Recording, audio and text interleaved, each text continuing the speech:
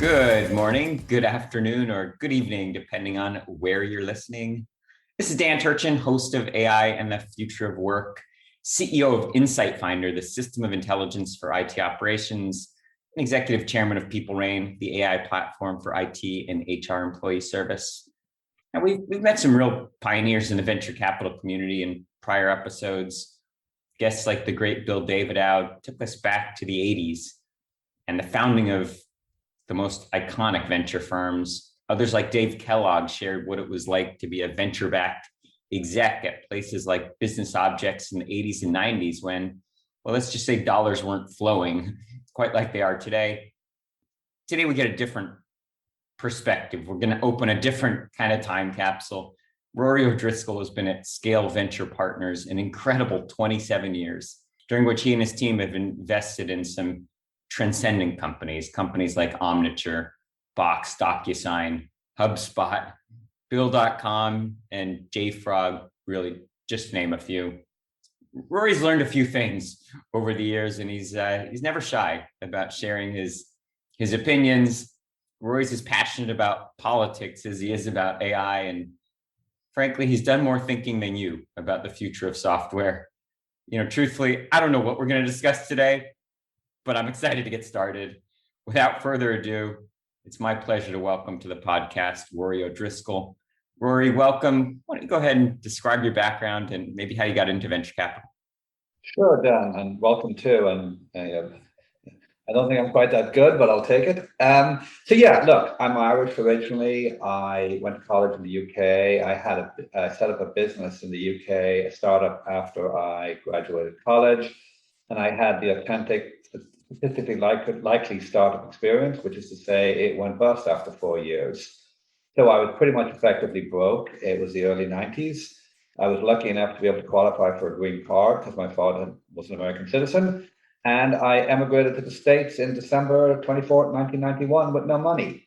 So that was quite a time ago. I had the usual immigrant awful first job story, which we can skip.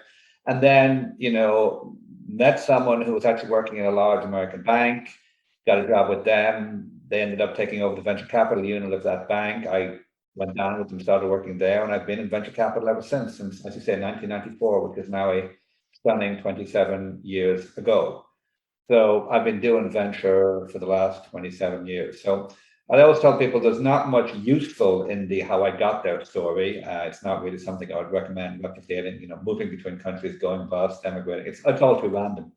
I think actually the more interesting thing about venture that I often remind people is, quite how bad I was at it at the start. It's a really hard business to get right. And I do remember, it's an apprenticeship business. It's a long-term business. And I remember, 3, 4, 5 years where I thought I just won't survive in this business. I just don't know what I'm doing. I feel like a train wreck. And just how long it takes to get good at any business that has a 7 to 8 year feedback at best. And then on top of that, you overlay a business cycle, which can either accelerate the feedback and make you look smart, accelerate the feedback and make you look dumb. By the time you've normalized all this stuff, decades can have gone by. So it's a quirky business, but I like it.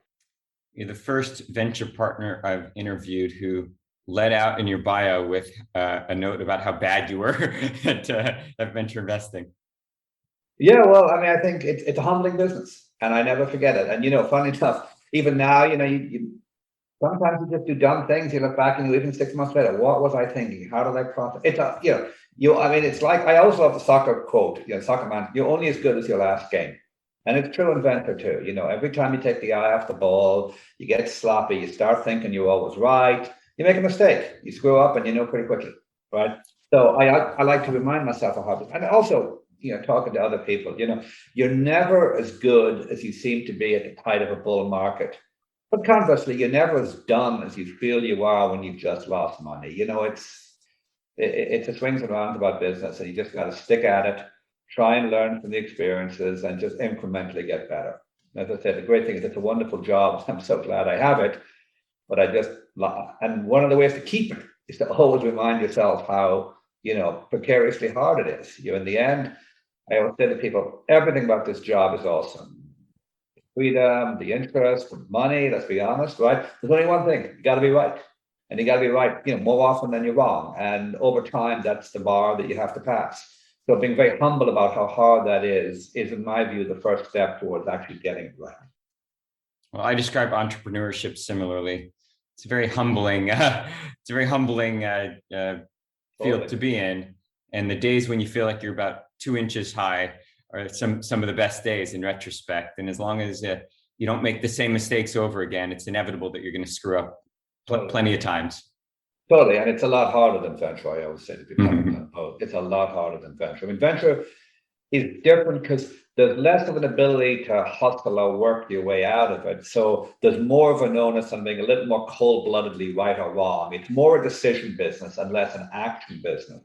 But in terms of raw effort and drive that it takes to make something happen, entrepreneur is 10x harder than venture on that dimension. So yeah.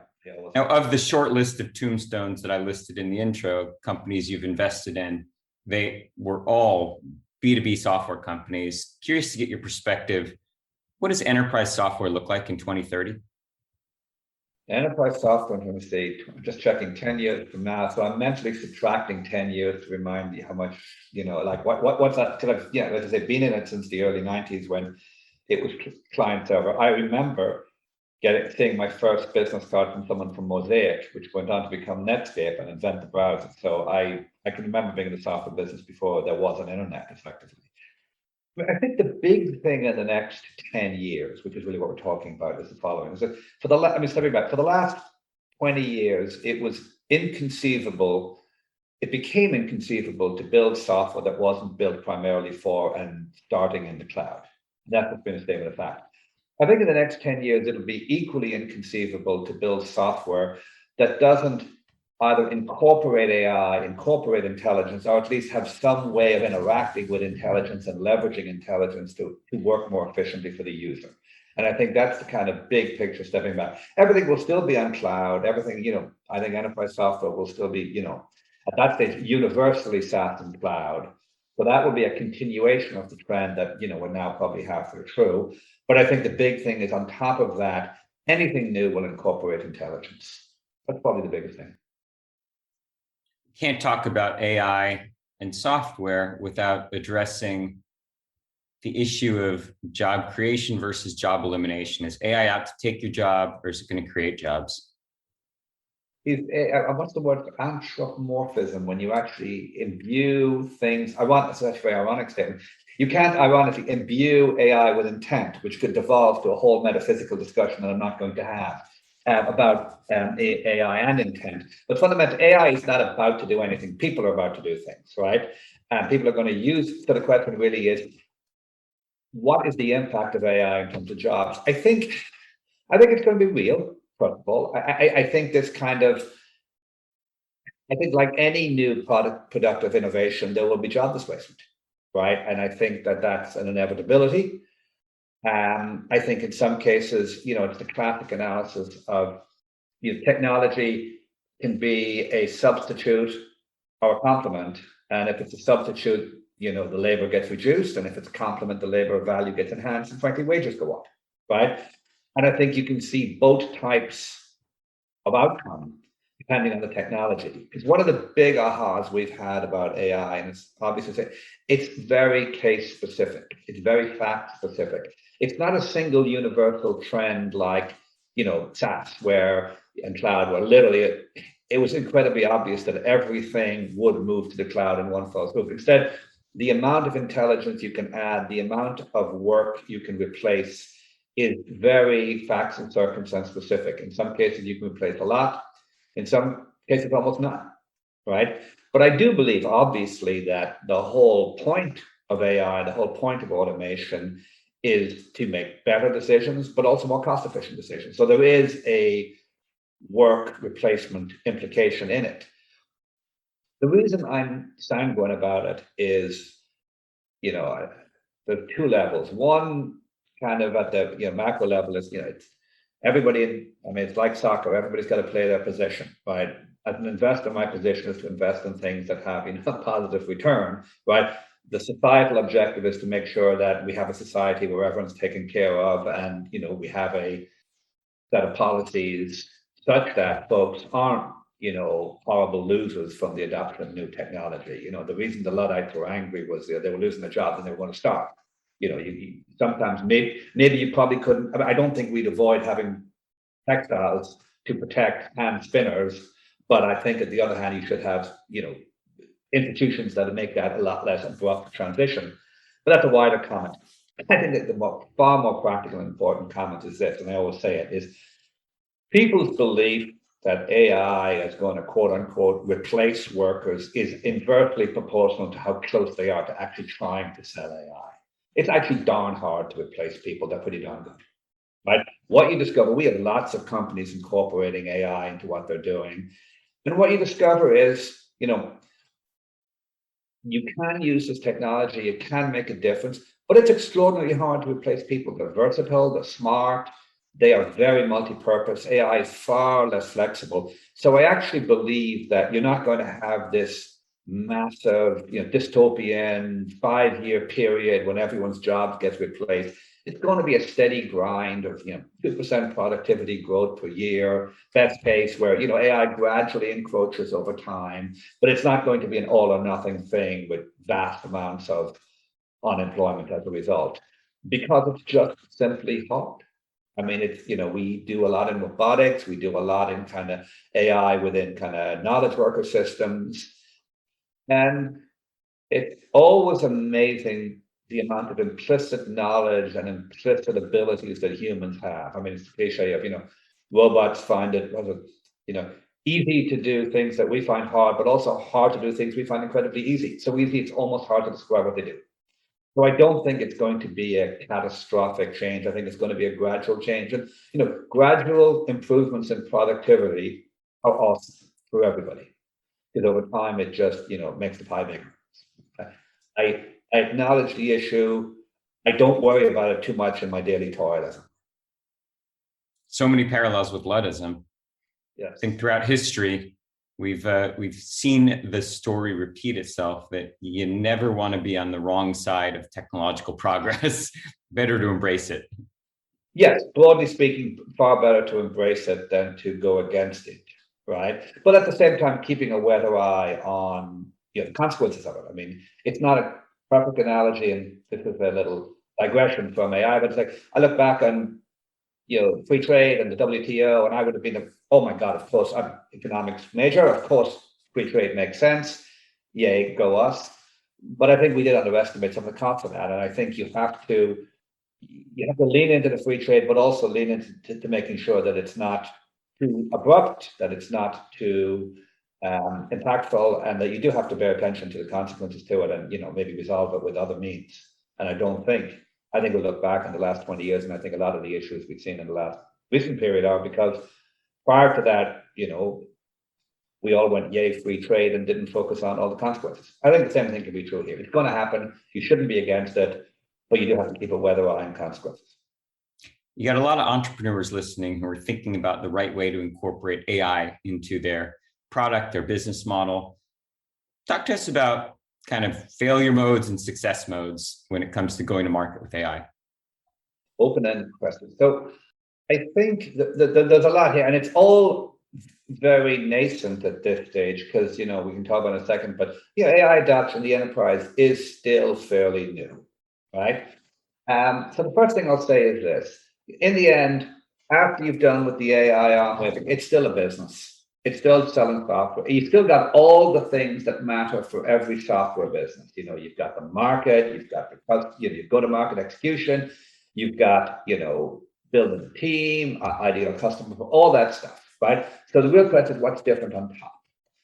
I think the first thing is that AI is interesting because it's probabilistic, and what it frequently means is that it's another way of saying sometimes it's right and sometimes it's wrong. And I think enterprises really struggle with that as a buyer, right?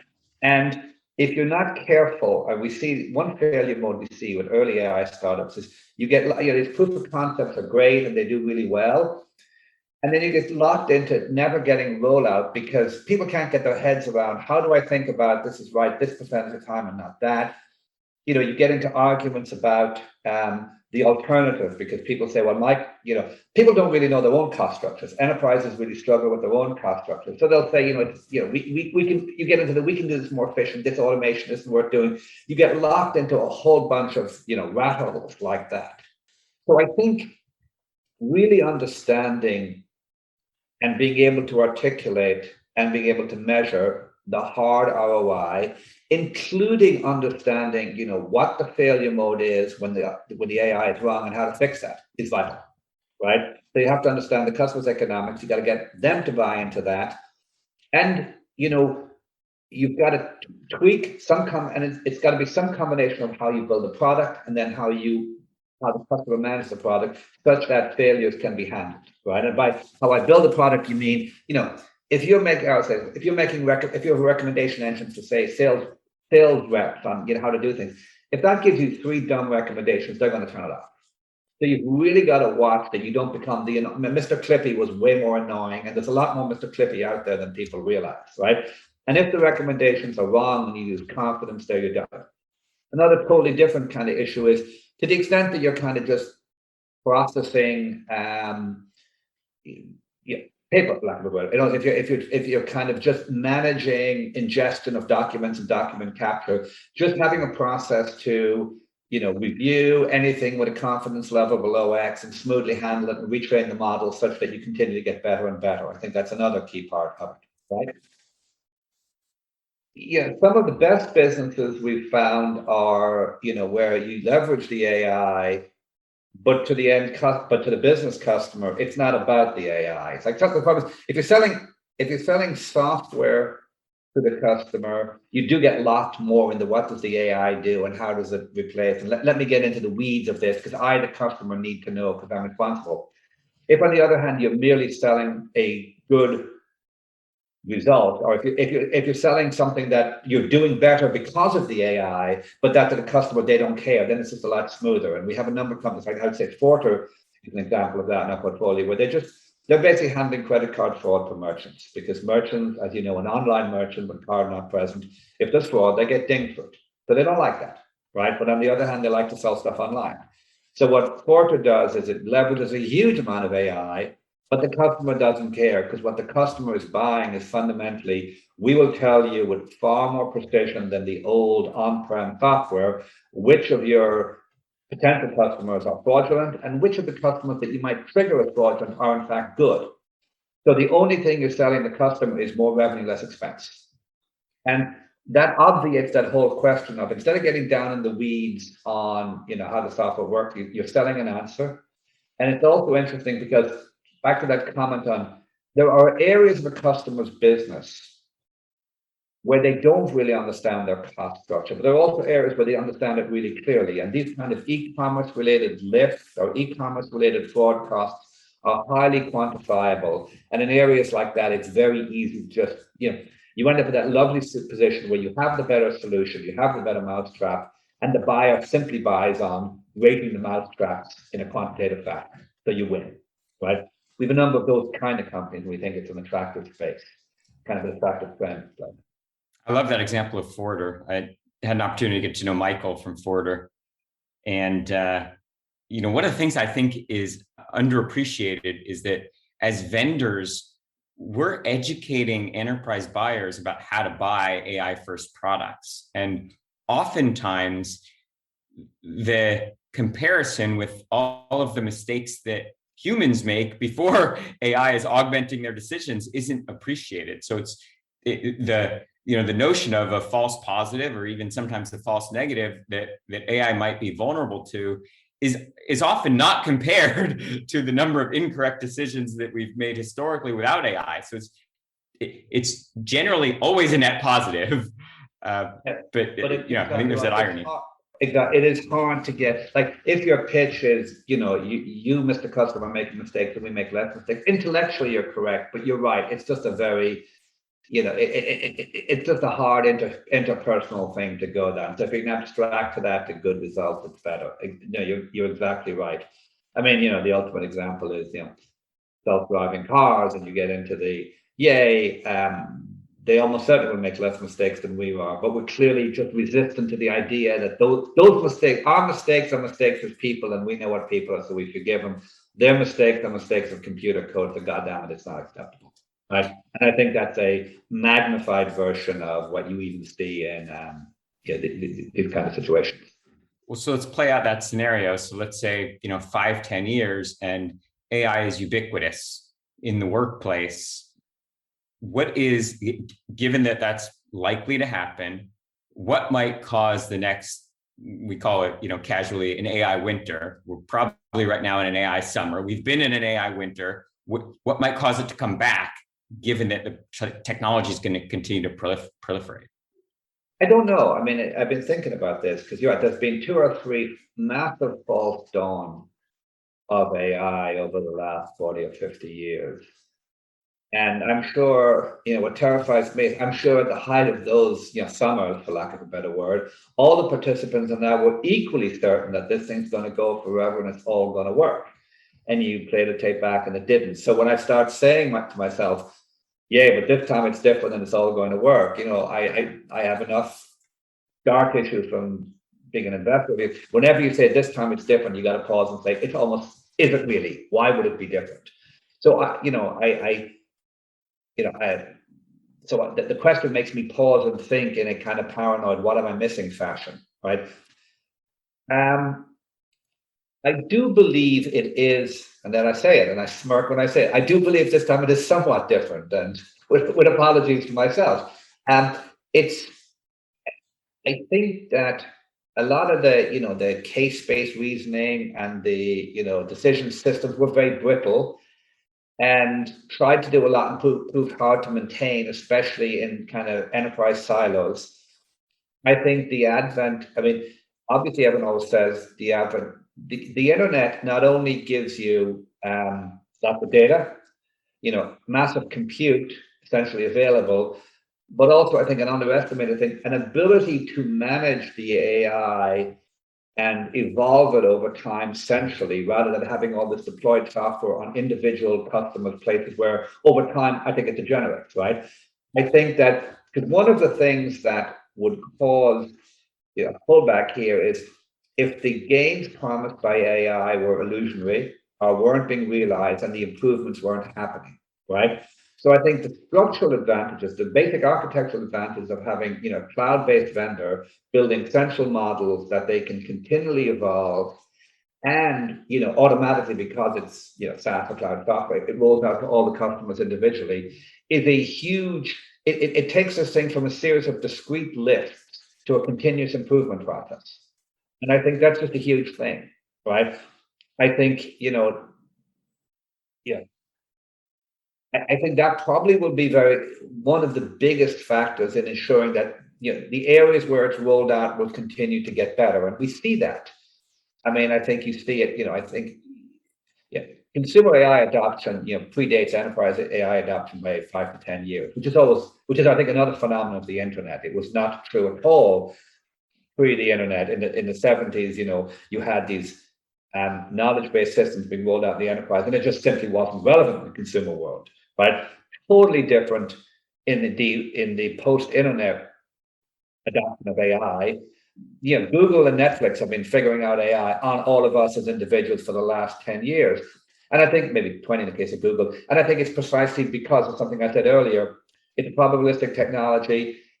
The Netflix recommendation engine is very forgiving of minor failures. If they recommend me a modestly good movie, life goes on, right? So they've been able to deploy that, but at the same time, there is significant lift, right? They've been able to deploy that, as I say, using the centralized architecture, continually grind in those recommendation engines, continually get them better.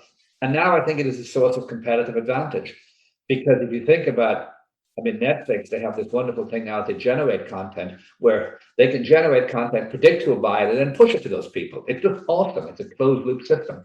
And none of that would have been possible in any kind of architecture that wasn't, central network based. I think we'll see the same thing in the enterprise as it comes later to the AI party, right? You cited Fortran. Fortran, I think Sokio are both examples in our portfolio of companies that are providing essential service. In Fortran's case, credit card fraud prevention, in SoCure's case, online identity verification, where they provide essential service to B2B customers, merchants or banks or financial institutions, where it's already working. It can continue to get better over time. So I don't think you'll wake up one day and suddenly realize the stuff doesn't work anymore, right? So I don't think you'll have that same kind of abrupt, AI winter where everyone goes, what were we thinking? We bought this stuff and it doesn't even deploy, right? But back to the comment on it's all very facts and circumstance based. I do think there will be a lot of failures in AI. Absolutely. Because precisely because every task is the ability to automate different tasks. It turns out to be very different and very, I won't say very unintuitive, but somewhat unintuitive, right? It's not clear in advance. I mean, it's the quote, hard things are easy and easy things are hard, right? What actually is successful and not will vary, up and down, opportunity by opportunity, right? I think that, self-driving is obviously one of the most obvious, where people underestimated what it would take. And there's a definite mile. I won't call it an AI self-driving winter, but definitely a kind of a year or two of loss of faith. And then now appears to be some emerging hope. That's still TBD, right? But I think that would be the case across the board. I mean, I think that we're looking a lot at kind of the role of AI in medicine, and again, it's very much facts and circumstances to pay, both based on what is actually technically doable, and then what fits easily into the system that it finds itself in, right? And both of those things have an impact on, adoption. So I think there will be rather than a quote AI winter, I think there'll be a series of stop-start adoptions as people painfully learn where it works and where it doesn't. And I think even for us as investors, one of the big ahas we had about, I think 6 to 7 years ago, we started seeing more AI in the portfolio is that it's a lot harder, technically, to say the banal, than just very basic SaaS or infrastructure software, which is fairly deterministic. And it's not trivial, but in general, most SaaS companies that I've been involved with, the software got made. I mean, it might be pretty, it might be able to run a little faster, but it got made, right? Whereas in the AI space, you have a lot of, it gets at 85% right, and it turns out the customer needs 95, and you just work. Right. So I think there will be a lot more failure modes in the part of SaaS, in the part of software that's AI centric than there has been, for example, in the past. Or maybe failure modes for different reasons. It could be literally the tech didn't quite work. So again, it's not an AI winter, but it is we thought that problem was doable. It's not. I mean, for example, we've looked at NLP, super interesting, a lot going on. We've looked a lot at AI for what I think of as high English comprehension knowledge worker marks, lack of a better word. I mean, simplistically, we say, what happens when computers can, quote, speak and understand, can read and understand English? And I put the metaphorical quotation marks in there, because, of course, again, avoiding the thread of what does understanding mean, right? There are, jobs like legal. A large part of their job is, the ingestion and assimilation of huge amounts of written material and summarizing and abstracting it. And, we've looked a lot at what computers, AI can and cannot do. And for many of the important stuff we found, it's that classic. It's almost good enough, but almost good enough just isn't good enough, right? And we've seen for things like summarizing case law, right? It turns out computers can get remarkably close, but no one's going to buy it because you need to have it exactly right. So that's an example of where you thought, AI could really make a difference here, but it turns out not quite yet. Right. So I think there's a myriad of that all across the board. So there's some easy cases like Netflix recommendations or Amazon recommendations where I think most of us are willing to accept that, a decision that's augmented by machines, stakes are pretty low, generally net positive. What about when we turn to things like, the impact of, like the example you gave, a self-driving car making a bad decision, or, an underrepresented minority inadvertently getting turned down for a loan, or, AI making decisions about who goes to prison. Let's just take it up a level. As a society, what's our state of readiness for, incorporating AI aided decisions into, processes where the stakes are high?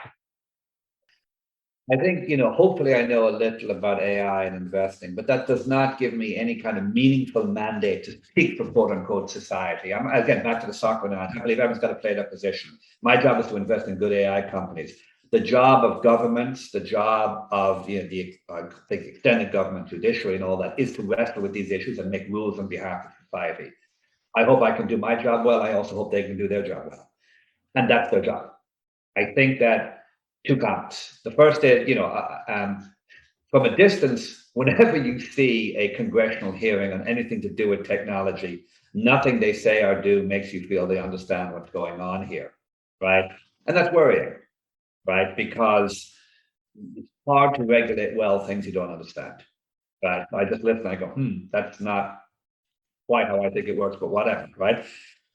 I do think one role you do have on, as it were, the technology innovator side of the table is just being very clear about what the technology can and can't do and direct and forthright about that, right? And just, I think explainability of AI is a huge thing, right?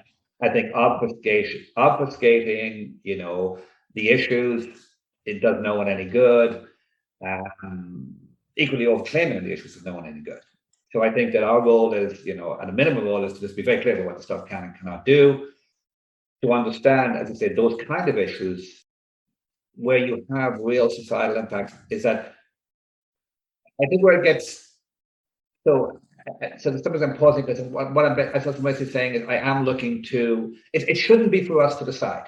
I mean, the idea, and it's kind of interesting at the moment, so much of this is being punted on by the people who actually have the authority to pass laws under my reading of the US Constitution, which, right, it's a pity it's being punted back on tech companies, a lot of this stuff. So one would hope that these kind of issues could be addressed by the competent governing bodies, right? And that our role in that would be to say, for example, is to say like AI facial recognition errors, the massive variances by ethnic origin are just that's concerning. And if you give these tools to people and you say to them, this is awesome, it gets it right every time, you're like arming people with something that's going to blow up in their face and hurt innocent third parties, right?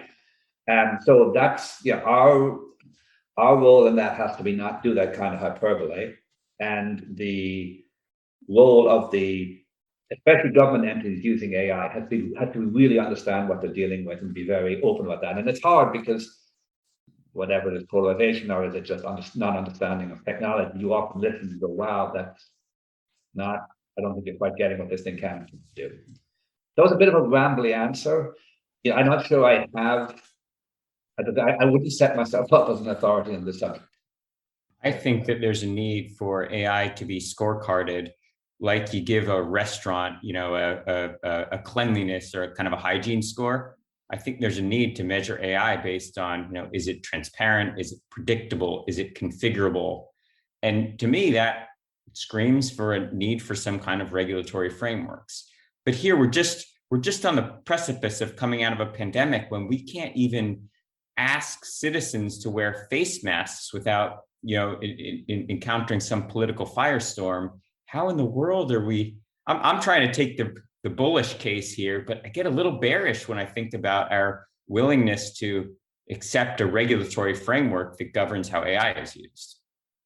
Yeah, again, I think that the good news, at least, is it's less time critical. I mean, definitely the last year you look back and you go, turns out when a lot of scientific decisions have to be made in very short order on things that impact everyone, then, a lot of times, we don't get it entirely right, to say the least, and it gets quite polarized on many times. Worth pointing out, however, at the risk of going rah-rah for venture, albeit the healthcare side where I don't invest, the one thing that worked perfectly well in this entire last year has been, big pharma, who spent the last 20 years being vilified by everyone on either side of the aisle, and promptly delivers the vaccine that gets everyone out of the get out of jail free card. So rah-rah for science, rah-rah for venture. for people doing their job and doing it really well. I don't invest in biotech, but you just have to be stunned by that achievement. So that's been the home run win here. And you're right. Yeah.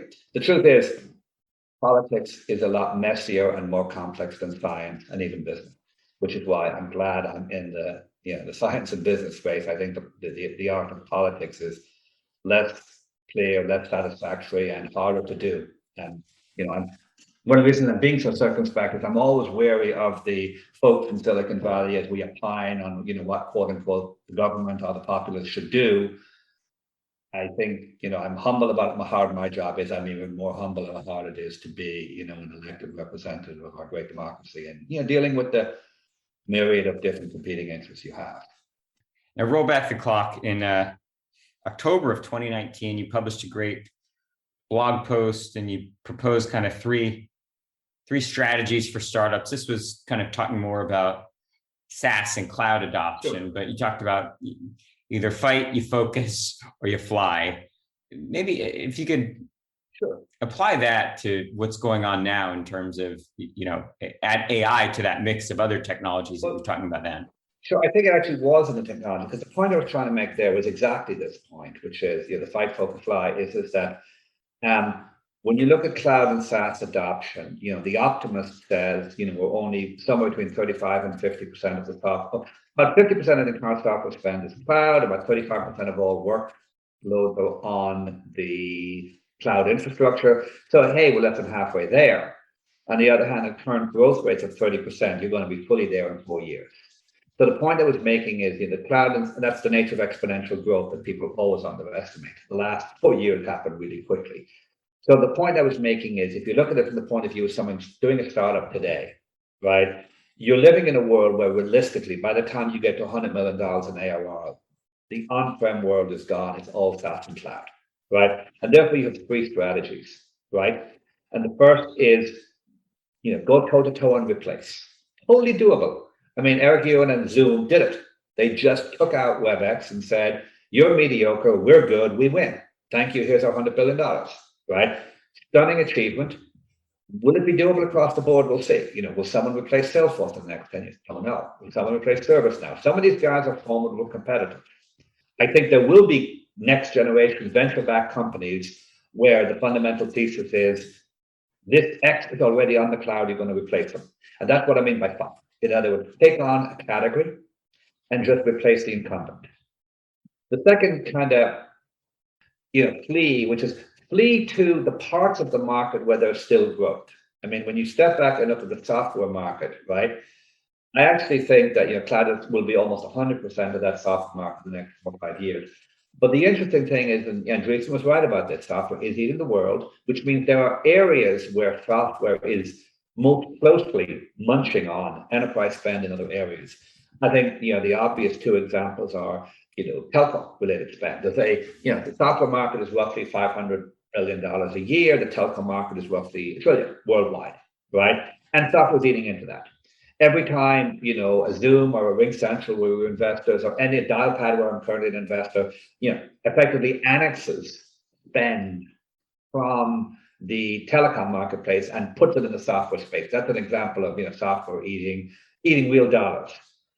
Because as you may have noticed, I tend to think in part like an economist is, well, not just technical determined, but where is the money, right? And there's a finite pool of software money. It'll probably grow, but pretty soon we're going to have to find other piles of money, right? And I think the nearest adjacent one is definitely that telco spend, which is why Twilio and all these guys are having great runs, because there's just way more growth there, for example, than I think in Salesforce as for CRM. I think the CRM marketplace is, mid-teens grower and fairly saturated. Another example is, banking services, which are entirely digital. That's another area where software is, happily munching through it at scale, right? And then the fly comment was do something like AI, where you literally, you're not engaged in trying to just be a better version of a SaaS or cloud product, where you're trying to build on top of, right? And the idea is just take the cloud as a given, take SaaS as a given. If you fast forward 5 years and you assume every app is on 90% of workloads are cloud-based and 90% of software is SaaS-based. What do you build on top of that? And it's a story. If you're dealing with sales reps, It's not a story of replacing Salesforce. It's a story of what combination of voice AI, recommendation AI allows you as a sales rep to get levered in a way where Salesforce remains your system of record, and Salesforce will be embedded in every company in this land after you and I are both dead, right? Because no one moves that stuff out, right? But can you build on top of that and provide great AI-driven functionality that literally makes the job better? But that was my point. So you gotta, the classic Gretzky comment, who I think just passed away, is that you gotta go where the puck is meant to be going, right? And if you're starting, I mean, I know you have done some work in this space. If you do a startup today, you've just got to assume that you got to look forward to a world where the trends of the last 5 years play out, and it's a cloud and SaaS world, and how do you fit into that? Great framework. I learned a lot from reading the post. So it was good to have you unpack it. Rory, it seems like we're just getting started, but we got to get to a stopping point here. I think there's about 10 hours of topics we could unpack here. Maybe if you wouldn't mind, we'll have you back for another session, and we'll continue some of this. This is fun. Good. But let me get in one last question. Sure. You've done so much. You've accomplished so much. What's your advice for a younger version, Rory? Keep exercising in your mid-20s, because you put on weight if you don't. It's the biggest one. I actually don't wake up and think I've accomplished much. I think we've invested, done well, but there's just so much. I think the great thing about this business is there's always so much more to do, and I think there's so many more. I mean, the good thing and the hard thing about Silicon Valley is you're surrounded by people who are so much more accomplished than you at all times. And you go, wow, that's a great deal. I wish I'd done that deal. Or wow, they saw that trend before me. So I don't wake up and go, yay me. I wake up every morning and go, I'm really behind here. How do I figure this thing out? How do I understand these new markets? Oh my God, all this new stuff. I mean, I'm doing a Coursera course right now to try and understand what's going on in AI. So it's always be forward-looking would be the first thing. That's the way I am. So I don't know. Unscripted advice to me 25 years ago is glad I came to the States. That worked out well. I suppose it is the cliche one, but I didn't do it, so I can give it. Is that I look back and it's definitely true within reason that a calibrated risk you take early on is the right thing to do, right? I think that because I had a business that did not work out fairly young, I took an early risk. It didn't work out. It set me back quite a lot. So I was probably more risk averse in my late 20s and 30s than in retrospect I wish I was. And I think so. It's kind of this is not. So I have to give it carefully. This is not the kind of unnuanced Silicon Valley, yay, always take risks kind of advice, because I think to some extent that's rubbish because it doesn't understand context. What I would say is this: put yourself in a position where you can take risks. And by putting yourself in a position, I mean, look, it's a combination of, great college education, a useful skill, right? The truth is this: a computer programmer who moves to Silicon Valley, works for a couple of years in Facebook, a talented comp-sci degree, a couple of years at Facebook, who then, quote, takes a risk of doing a startup, isn't really taking a risk. They're 25. If it doesn't work out, they can go right back to their six-figure job. It's all fine. But why wasn't they smart? So what I say to people, and I'm actually trying to talk to high school kids a little now and trying to give career advice for better or worse, is very much this: put yourself in a position where you can take risks and they're not fatal, and then take those. But it's a conjoint piece of advice. Don't just say, hey, take risks, because I know what it's like to take risks when there is no safety net, and it's damn hard. It can set you back a lot. But put yourself in a position where you can take those risks and know that the downside is not fatal, and then take them aggressively. But if you look at the success pattern, frankly, of almost every one of our great tech founders, brutally put, that's what they are.